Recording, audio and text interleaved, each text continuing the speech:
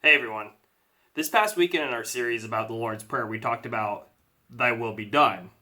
And to help us understand that, we also talked about this phrase, Christ be magnified in me. And those are really great and helpful ways to think about it. But sometimes when we get down to it, we just need some practical, straightforward advice, right? I mean, how do I have Christ be magnified in me? That's what I want to help you with today. So, I mean, the first thing is we have to understand what God's will is, right? And the best way to do that is to spend some time reading the Bible.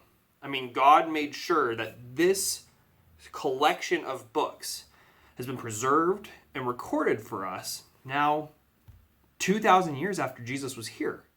So, the more time we spend reading his word, the easier it is to understand what God's will is. A good place to start is the 4 books that deal with Jesus' life. Those are Matthew, Mark, Luke, and John. And also the collection of books that come right after that are really helpful as well. Those are a bunch of letters written to the early Christians. And they deal with some really practical, really straightforward stuff that help us as Christians know how we should live in the world. So that's the first thing. Spend some time reading the Bible.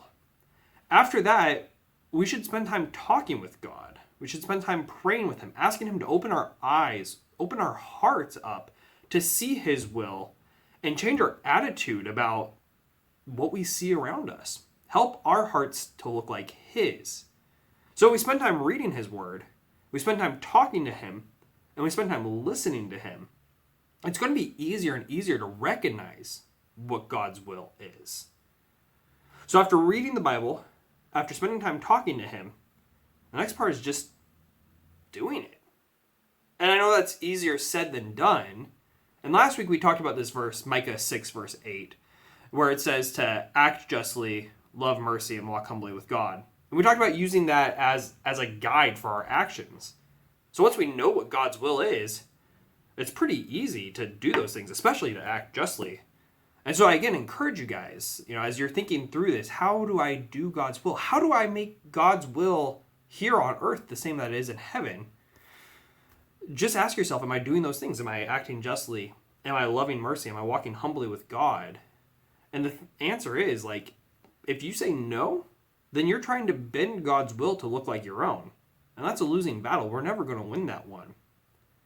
But if the answer is no, we ask ourselves, how do we change it to match that? How do we change it to look like God's will?